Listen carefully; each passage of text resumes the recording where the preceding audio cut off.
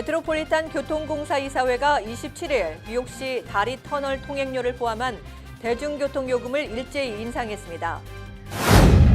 뉴욕시 스쿨버스의 카메라 장착 의무화가 추진됩니다. 뉴욕시에서 AP 시험 응시와 합격 학생이 사상 최대를 기록한 것으로 나타났습니다. 제2차 북미 정상회담이 결국 하노이 선언 도출에 실패하면서 충격 속에 한국 주식시장이 폭락 사태를 연출했습니다.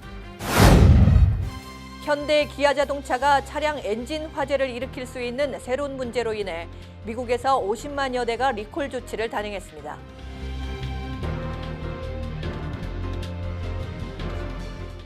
황금돼지해인 2019년 기해년에도 한인 동포 여러분 가정에 만복이 가득하시기를 뉴 밀레니엄 뱅크 임직원 모두가 기원드립니다. Member of FDIC and Equal Housing Lender.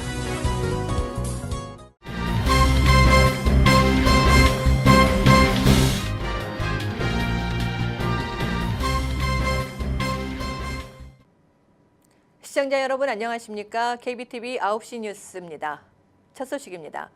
메트로폴리탄 교통공사 이사회가 27일 뉴욕시 버스 전철 요금과 롱아일랜드 레일로드, 익스프레스 버스, 메트로노스, 다리 터널 통행료를 일제히 인상했습니다. 자세한 내용을 양준화 기자가 전해드립니다. 요금 인상은 오는 4월 21일부터 통행료 인상은 3월 31일부터 적용되며 향후 2년 동안 적용됩니다. 인상 내용을 살펴보면 우선 메트로카드는 뉴욕시 버스 전철 1회 기본 요금은 현행 2.75달러를 유지했지만 5.5달러 이상을 추가할 경우 제공하는 5%의 보너스 제도는 없앴고 30일 정기권은 현행 121달러에서 6달러 오른 127달러가 되며 7일 정기권은 33달러로 1달러 인상됩니다. 익스프레스 버스의 경우는 1회 승차 요금이 현행 6.5달러에서 6.75달러로 오르고 메트로카드와 익스프레스 버스 겸용 7일 정기권은 현행 59.5달러에서 62달러로 오릅니다.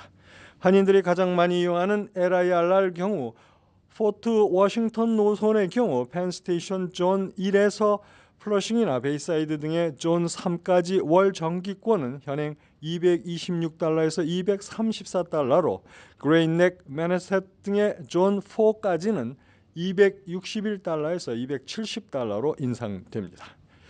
통행료와 관련해서 이지패스 사용자는 8%, 현금 지불은 11% 각각 오릅니다.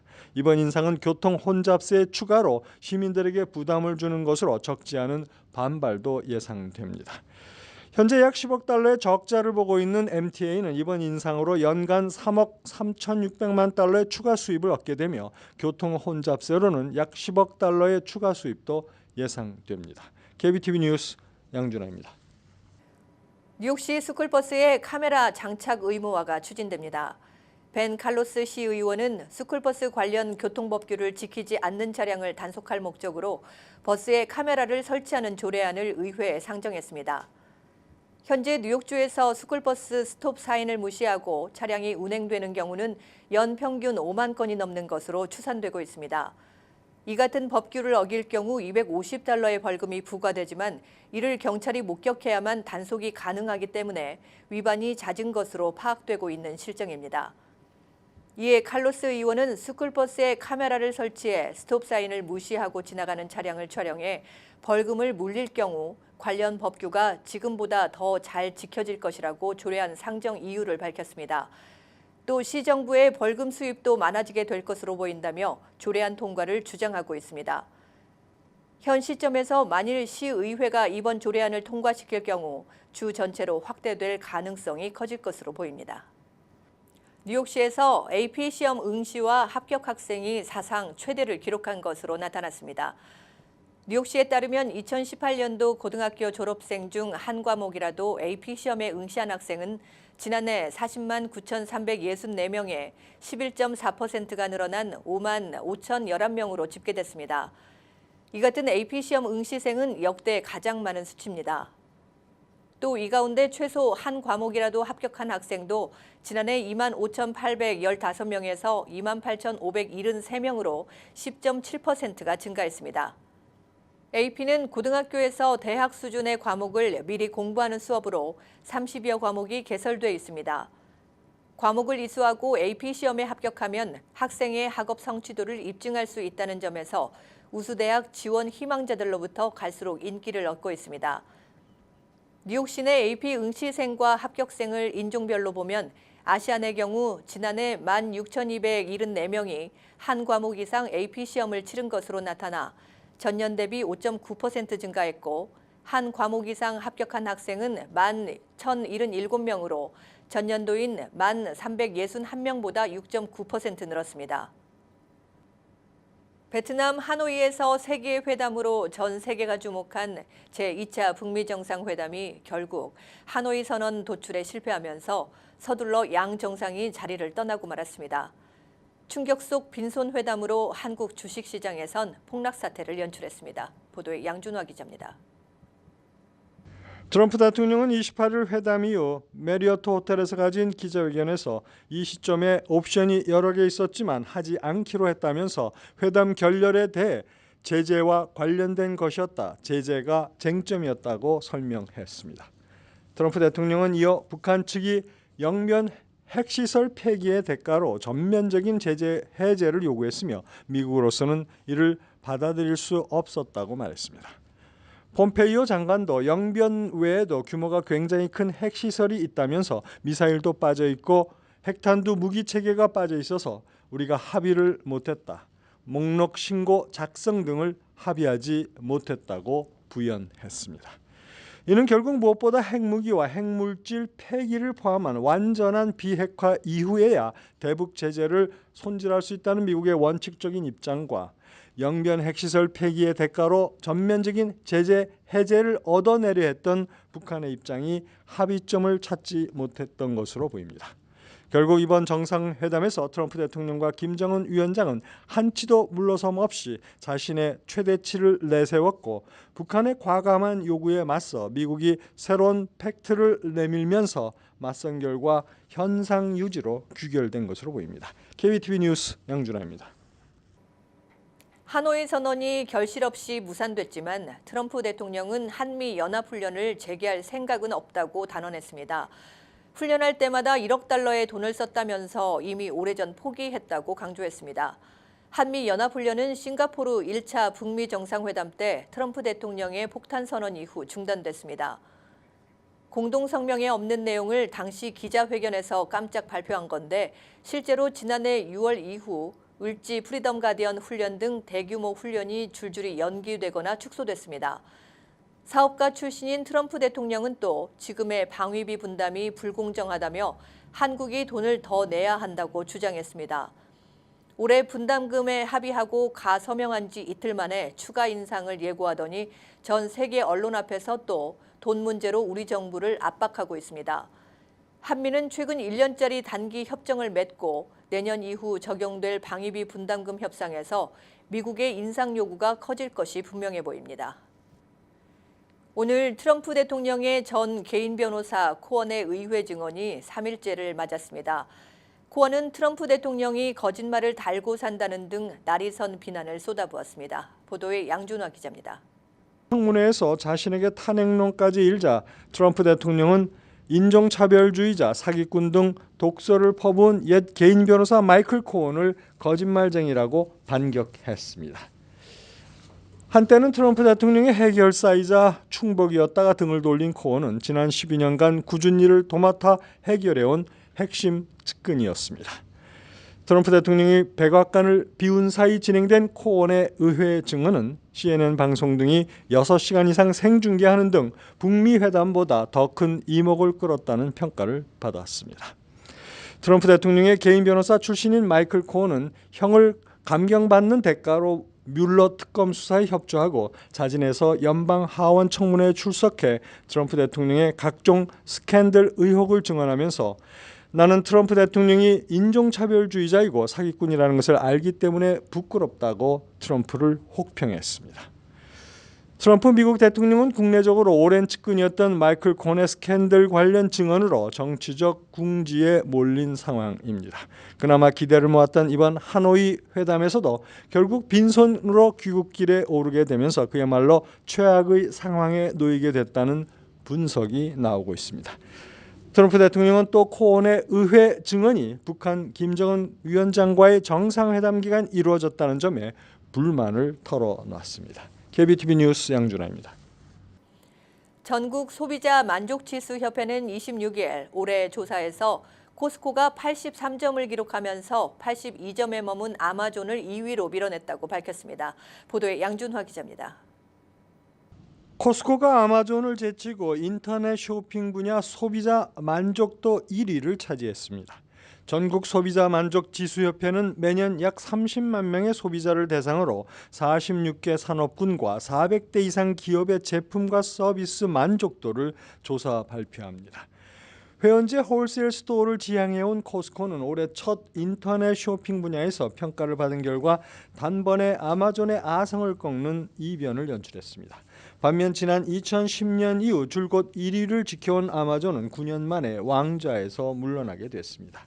전국 소비자 만족 지수협회는 이와 관련 아마존이 2017년 137억 달러를 주고 유기농 전문 홀푸드 마켓을 인수한 뒤 성장 속도가 더뎌졌다고 평가했습니다. 올해 조사에서 인터넷 쇼핑 분야는 21개 신생 업체가 등장했고 코스코와 아마존의 뒤를 이어 애쉬, 콜스, 나이키와 노스트롬이 81점 동점을 기록했습니다. 반면 하위권은 시어스와 월마트로 각각 73점과 74점으로 나타났습니다. 한편 전반적인 인터넷 쇼핑에 대한 소비자 만족도는 지난해 82점에서 올해 80점으로 소폭 떨어졌습니다. 대신 모바일 앱의 소비자 선호도는 높아져 품질은 86점, 신뢰도는 85점을 각각 받았습니다. KBTV 뉴스 양준하입니다.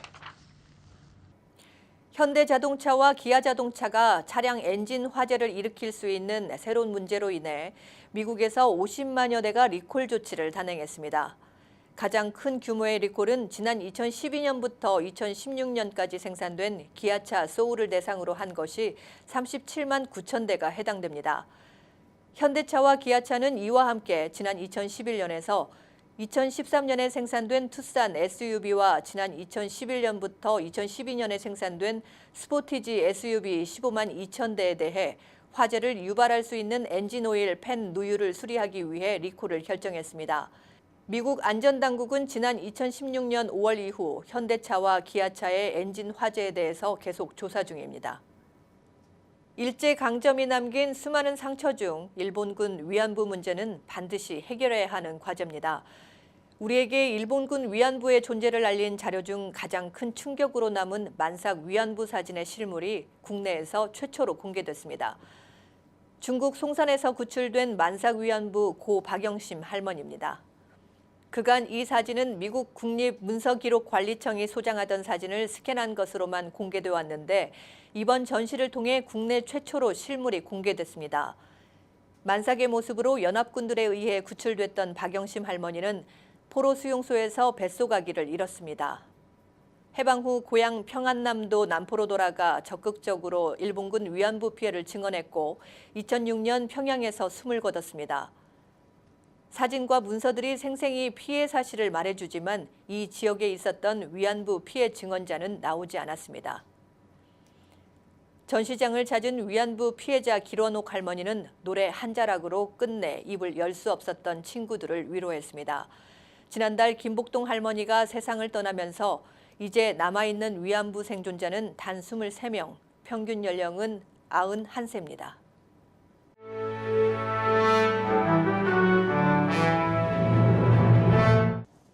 사건 사고입니다. 롱아일랜드 전철의 선로를 무단 통과하던 승용차가 동서 방향으로 각각 운행하는 두 대의 기차와 충돌해 승용차에 타고 있던 3명이 숨졌습니다. 사고는 지난 화요일 오후 7시 30분경 롱아일랜드 웨스트베리에 있는 건널목 부근에서 발생했습니다. 경찰에 따르면 이 시간에 건널목 앞에 도착한 사고 차량은 건널목 차단 장치가 내려지고 빨간 정지 신호가 깜빡거리자 부근 선로를 통해 우회하려다 맨하튼행 기차에 부딪혔습니다. 이어 과속으로 달리는 동쪽행 열차와 충돌하면서 차체가 튕겨나갔습니다. 맨하튼행 열차는 충돌 순간 전동차 2칸이 선로를 탈선하면서 시멘트 벽을 들이받는 바람에 차체가 크게 망가졌습니다. 이 열차에는 800여 명의 승객이 타고 있었지만 다행히 큰 부상자는 없었습니다. 이 사고로 LIRR 운행이 일시 중단되거나 지연되고 있어 출퇴근 시민들이 큰 불편을 겪고 있습니다. 매사추세츠에 사는 30대 서류 미비 여성 로시안 산토스가 트럼프 대통령의 선거 공약인 Make America Great Again이라는 문구가 적힌 모자를 쓴 남성을 공격해 추방 위기에 처해 있습니다. 이민 세관 단속국 IC는 27일 매사추세츠의 멕시칸 식당에서 일하는 산토스는 지난 2월 15일 남자 손님 브리튼 터너가 쓴 빨간 모자를 벗겨 얼굴로 던지며 욕설을 한 혐의를 받고 있습니다. 친구와 함께 이 식당에 들렀던 터너는 산토스가 공격하는 모습이 담긴 동영상을 SNS에 올렸는데 IC는 이 사건을 계기로 산토스를 전격 체포해 추방 절차를 진행하고 있습니다. 브라질 출신인 산토스는 미국 시민권자와 결혼해 영주권 신청을 준비 중인 것으로 알려지고 있습니다.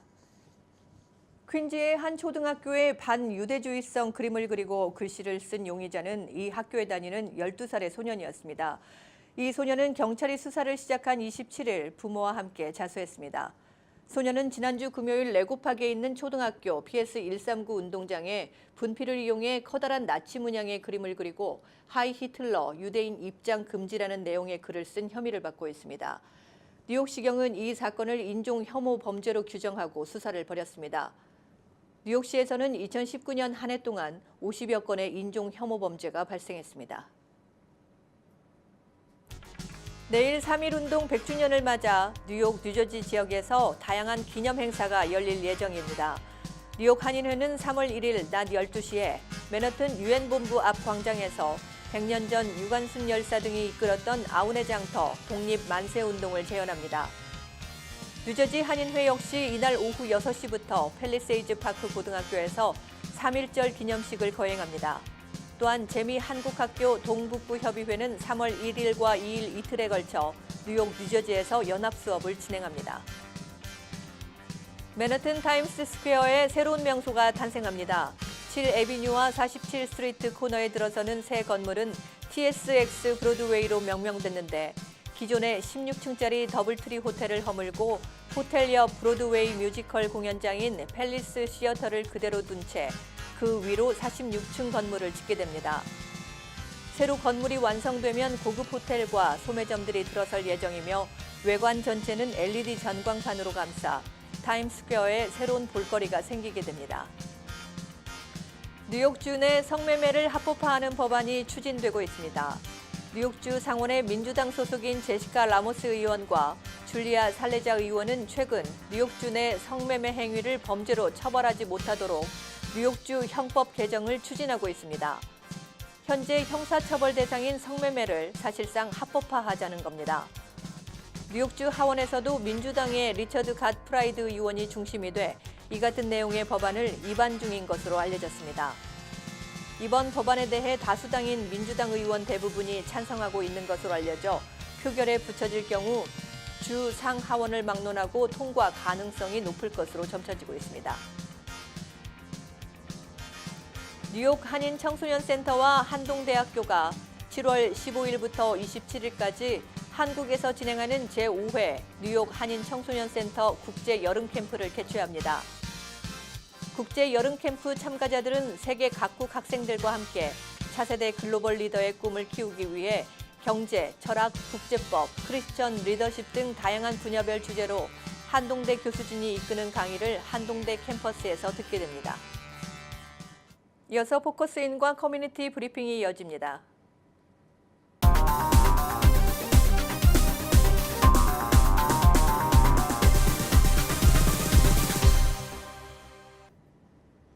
네, 뉴욕 한인회를 새롭게 이끌어갈 찰스 윤 후보를 모셨습니다. 안녕하십니까? 안녕하십니까? 네, 이제 윤 후보님 이제 선거가 얼마 남지 않았죠?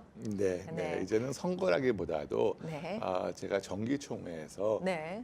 제 공약 발표를 하고 네. 그리고 그 정기총회 참석하신 분들께서 네. 이제 up or down 보트를 이제 하시게 됩니다. 네. 여기 후보님의 그 자기 소개를 좀 해주실까요? 예. 제 소개를 언제부터 시작해야 될지 모르겠지만은 네. 저는 흔히들 말하는 네. 1.5세라고 할 수가 있습니다. 네. 한국에서는 제가 국민학교 3학년 다니고 네. 4학년 1학기 다닌 것이 이제 학력으로서는 끝이고요. 네. 그리고 저는 주로 이제 동부에서 학교를 나왔습니다. 네. 그래서 여기서 대학과 법대를 마치고 그다음에 미국 대형 러펌에서 네. 10몇 년을 근무했습니다. 그래서 대형 러펌에서 소송 부문 파트너를 했고요. 그다음에 제가 한인 사회에 이제 봉사하기 시작한 거는 한 20년 전입니다. 네. 그때부터 이제 칼카라는 코리안 아메리칸 시민 활동 연대라는 네. 2세 단체를 최준희 시장하고 같이 네. 만들어서 또 김현도 박사님하고 같이 활동을 해왔고 또 변호사로서는 제가 세계 한인 변호사협회 회장도 하고 또 뉴욕 한인 변호사협회 회장도 하고 그리고 이제 변호사협회 회장을 할 때 1세 사회에서 좀 더 봉사를 해야 되겠다 해서 네. 그때 변호사협회를 직능단체로 끌고 들어갔습니다. 그래서 직능단체에 들어가서 거기서 의장으로서도 역할을 좀 하고 그다음에 네. 31대 때 제가 상임부회장으로 특히 2세들하고 이제 협력하는 부분에서 많은 노력을 했고요.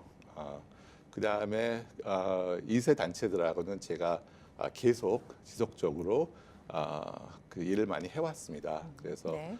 CKA라는 전국적인 단체가 있는데 거기서 지난 2년 동안 제가 갈라 체어와 총회 체어를 해왔고 네. 또 같은 2년 동안 제가 지금 김인선 네. 회장님께서 이끌어 나가시는 35대 이사장을 갖다 2년 맡아서 했습니다. 네, 굉장히 20여 년 동안 다양한 활동을 하셨네요. 네. 네, 이제 35대 김민선 회장과 함께 이 한인 사회를 봉사하시면서 어떤 점을 느끼셨어요?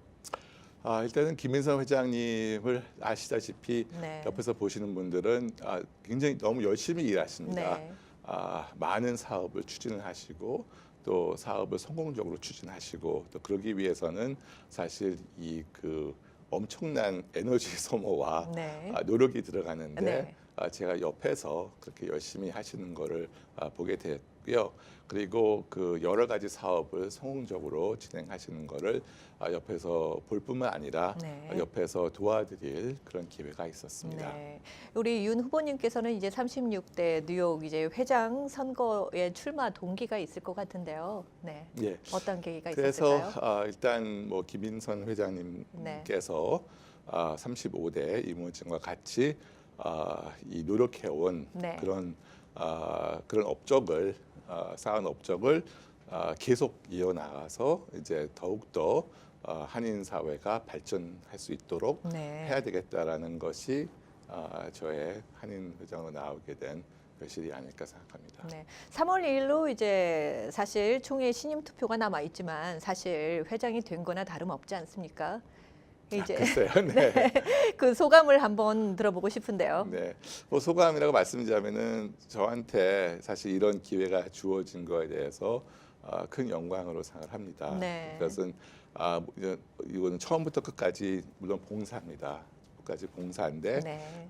제가 그래도 아까 말씀드린 것처럼 네. 지난 20년 동안 사회 활동을 하면서 네.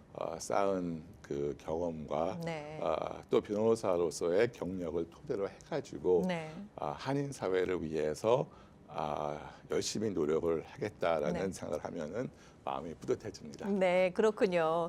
네, 오늘 1부는 여기에서 이만 인터뷰 마치고요. 다음 2부에서 다시 찾아뵙겠습니다. 예. 네, 고맙습니다. 감사합니다. 네. 네, 지금까지 찰스 윤 후보와 함께했습니다.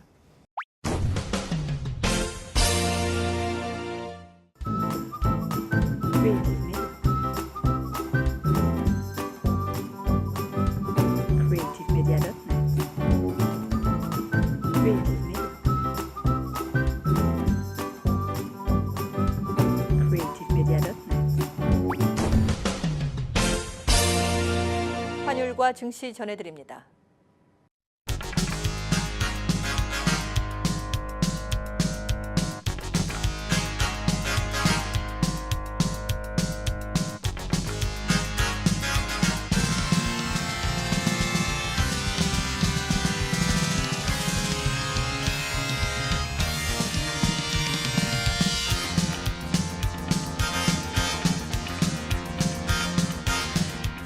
뉴욕과 뉴저지 날씨 전해드립니다.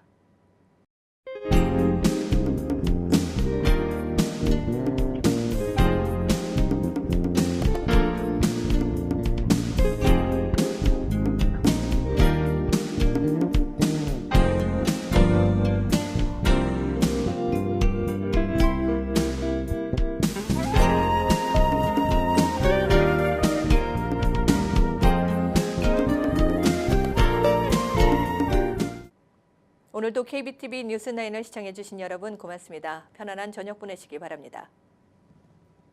황금돼지해인 2019년 기해년에도 한인 동포 여러분 가정에 만복이 가득하시기를 뉴 밀레니엄 뱅크 임직원 모두가 기원드립니다. Member of FDIC and Equal Housing Lender.